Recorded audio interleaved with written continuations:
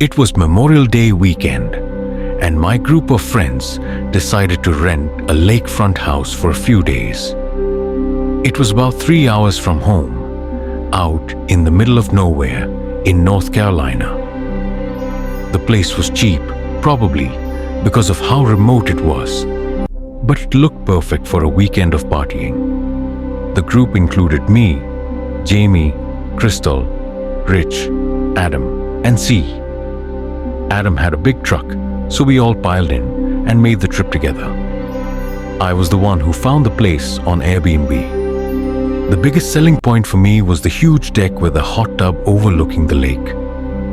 There was also a fire pit right by the water, with plenty of Adirondack chairs around it.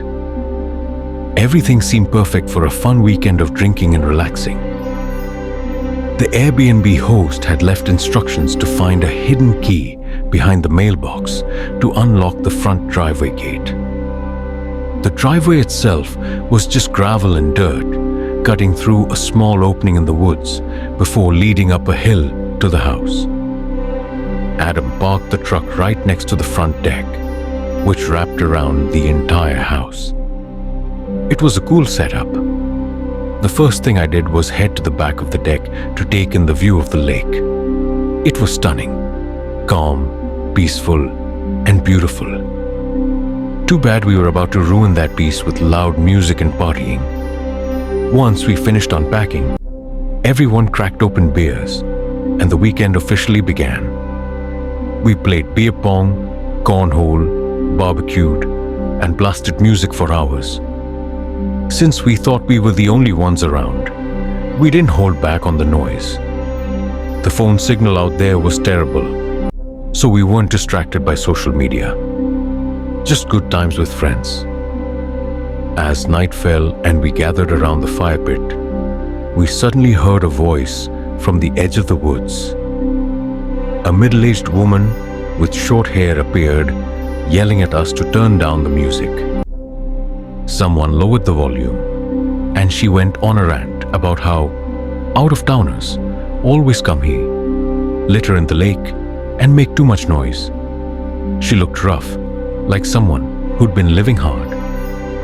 I apologized on behalf of our group. One of the girls asked her if she lived nearby, and if the music really bothered her that much. Instead of answering, she just shouted that she couldn't even hear herself think. Then, without another word, she walked straight into the dark woods. It was unsettling. Once we were sure she was gone, we all laughed about how bizarre it was. But it did put a bit of a damper on the mood. Mostly because we thought we had total privacy out here. Still, after a while, the drinking continued, and we forgot about the whole thing. At some point, after who knows how long, the music cut off between songs, and in that brief silence, we heard something. Someone calling for help from the lake. We turned off the music completely and listened. The voice was clear, coming from the middle of the lake. We all looked at each other, unsure of what to do. I stood up, walked to the water, and called out, "Who's out there?" "Are you in the water?" A voice replied, "Yes. Help." Adrenaline hit me instantly. There was a kayak leaning against the deck with 2 paddles. Adam and I quickly decided to paddle out and try to help. We told the person to keep calling out so we could find them.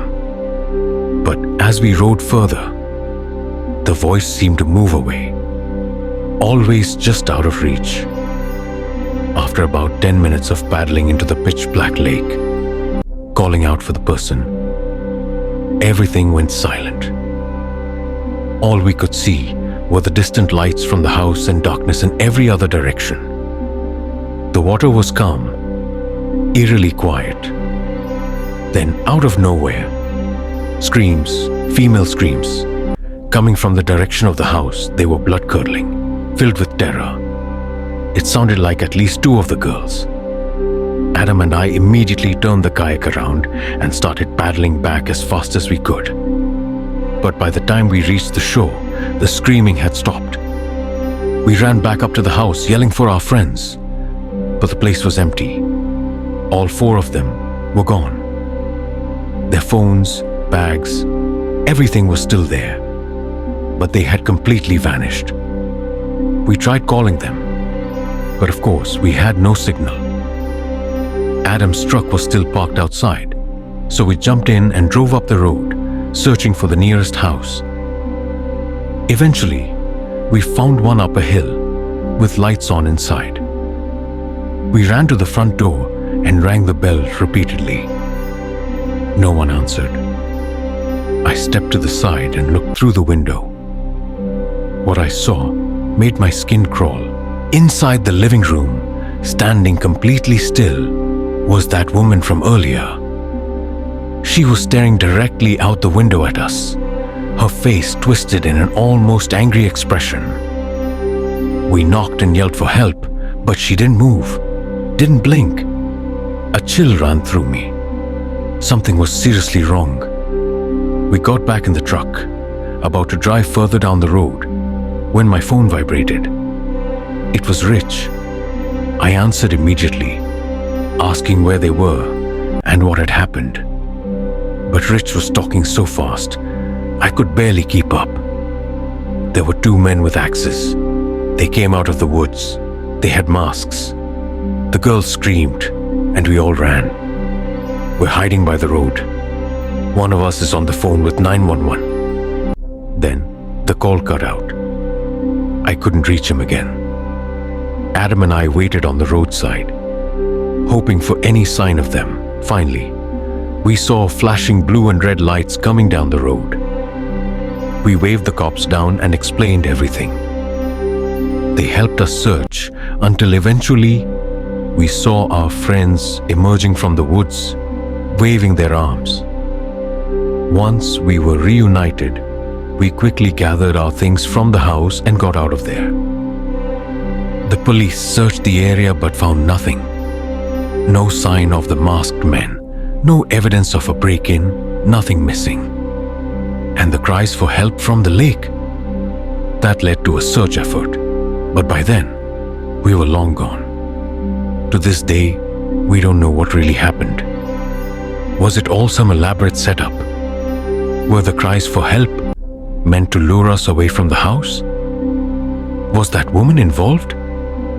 Were the masked men actually planning to attack us? I don't know. I don't care.